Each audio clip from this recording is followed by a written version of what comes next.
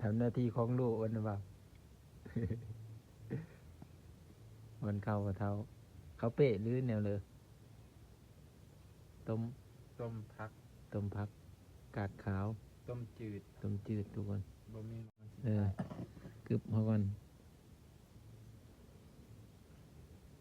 วิตามินก็กินเฮาบ่ได้ออก มันเป็นแต่ยูรีนบ่หรือแนวเลยเออเป็นตุ่มนี่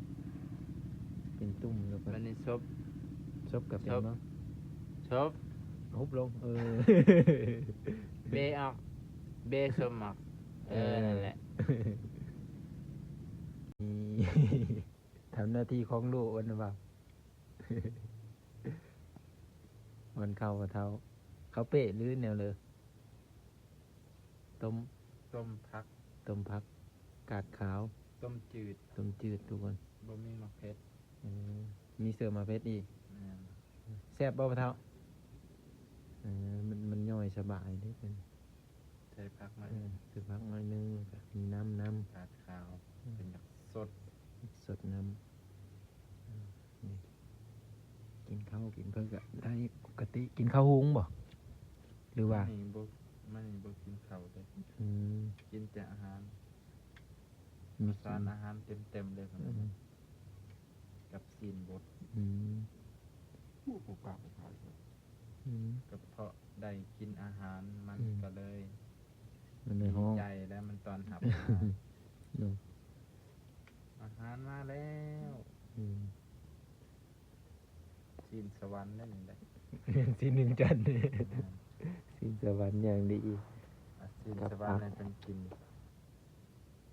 ท้องก็ไม่ได้เจ็บเป็นเลือดปะเปื่อยนะไข้แน่บ่ เข้าใจเลยเหรอ หาอย่างก็ได้เหรอ ต่างแต่ว่าพอเท่านี่แบบเห็นหรือว่าแข้งขานี่ติงไม่ได้ซื่อๆติงได้แต่ว่ามันมีแข็งแห้งแต่ว่ากินข้าวกินน้ำนี่ปกติห่างกายอันแบบเครื่องไหนแมนพระนี่นะอวัยวะพระเดหันแต่ว่ามีปกติแต่เห็นกับอันนี่แหละแข้งนี่เอาง่ายๆก็ลักษณะแบบอัมพาตเนาะแต่ว่ากินข้าวกินไปเลย อ่อนแห้ง แข้งขาอ่อนแห้งแต่ว่ากินข้าวกินน้ำนี่ปกติ แต่ว่าเยอะแน่ไม่เยอะแน่แล้วตามภาษาผู้เฒ่านั่นแหละทุกคนเป็นน้ำบางเป็นก้อนเขาแต่ว่าอันนี้เปื่อยเลยที่อันนี้ฮะ อย่าละ อิ่มแล้ววันนั้นก็กินกินหลายเธอเอาแล้วไปเสิร์ฟแพมเพิร์สตลอดเพราะว่าไปเนี่ยมาเนี่ยแน่ประมาณนี้นะทุกคน แต่เพิ่มเพิ่มแต่บ่ใส่เพิ่มเพิ่ม เปิดแต่หัวใจเปิดมันจีอ้อยนี่เลยแก้วบ่นอนได้รับอยู่บ่นอน กินยาก่อน อย่าตัวนี้บ่ แม่น น้ำนี่บ่ น้ำตัวจอกนั่นเลยบ่แม่นอันนั้นเรา นี่เดี๋ยวเอาเรากินไอ้โจ้มีเหียงยาวเลยแล้วบ่เท่าก็ได้เปิดเพลงเหรอ เราให้กินเนี่ยโอ้ตักแล้วมัน ยันเมาเหล้าไปแล้วกินยา ขาเสื้อกับสีขายังเขียด ยามาแต่หงมอเลยบ่หรือว่าซื้อ ยาที่จะซื้อเด้ เอาไปซื้ออยู่อันน่ะมือจำพรเพราะว่าเบาะเพิ่นว่าเพิ่นละเหี่ยวละเจ็บพอดีเพิ่นก็ท่านหมอเพิ่นก็วางยาไปซื้ออยู่คลินิก แล้วเจ็บ ยาแล้วแม่นบ่ ยาเราต้องกิน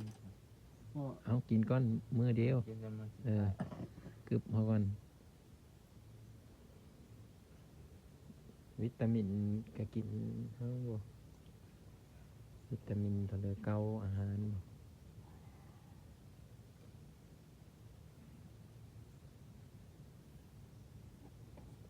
ครับมาไว้นี่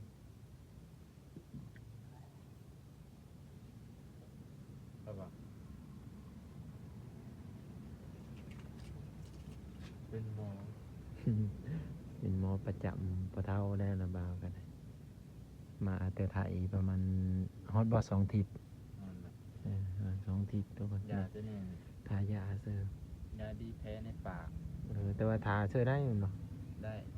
มันแพ้ในปากอยู่แล้วอ่า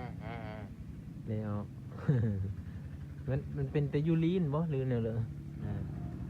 เป็นตุ่มนี่ เป็นตุ่มแล้วก็ วันนี้ซบกับเป็นบ่ ชบ ฮุบลงเบออกเบสมมักนั่นแหละใส่นี่แหละห้ามเบ้า มันบาดเลยบ่ เนี่ยคือกับพอในเนี่ยนะ มีสมอยอยู่ วันนี้มีปากมีออก ชกปากแหละ มีปากมีออก อันนี้ตีได้สำหรับบางคนดอกว่า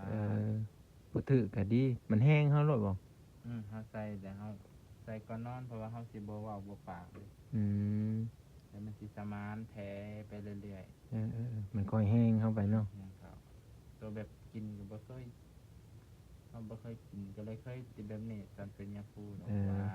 ต้นแบบคือเฮาฮ้อนในเฮาทาเสื้อก็ดี แม่น กว่าแพ้ในปาก ขนา เนาะ ดแคลกัดซกกัดอันนี้หันมาท่าเนี่ย มื้อ2 มื้อก็เริ่มเย็น ว่าแล้วนี่พกบาดอยู่ทางไหนเนาะ เป็นบาดมันก็บ่เจ็บนะ เออ อันตัวนี้มันไปเกือบไว้ เอาไปเท้าพักผ่อนกันทุกคน รับแล้วปะ เราไปเท้านอนพักผ่อนก่อนอย่าลืมเข้าไปติดตามช่อง YouTube นะบ่าวพาเที่ยวเป็นภาษาไทยเสื้อเฮาเบิ่งแน่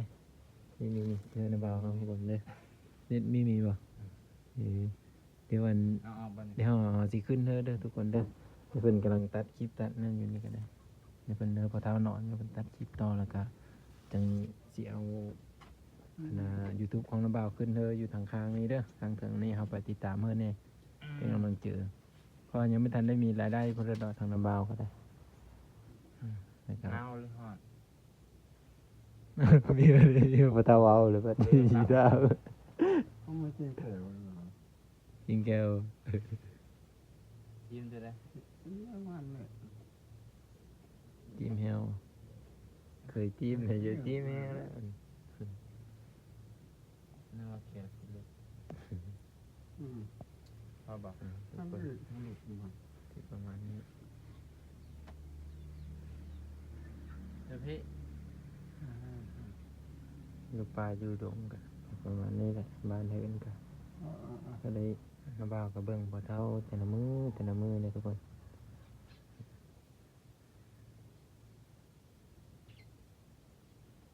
อย่าลืมเด้อเฮาไปติดตามช่อง YouTube เนาะน้าบ่าวนี่แหละครับฝากเป็นกำลังใจให้บ่าวบางกดไลค์กดแชร์วิดีโอในครั้งต่อไปน้าบ่าวเพิ่นจะพาไปขี่รถไถพาไปเข้าในเมืองในนาแน่เนาะก็มีนะทุกคนไปเที่ยวมองนั่นเจนี่เนาะ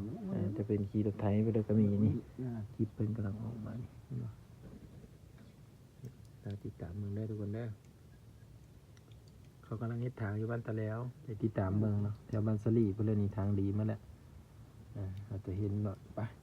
เดี๋ยวตอนนี้ไปหาตัดพื้นก่อนทางเฮาก็ได้วิดีโอหน้าพอกันเมื่อคลิปนี้ก็สบายดีอยู่ดีเมื่อทุกคน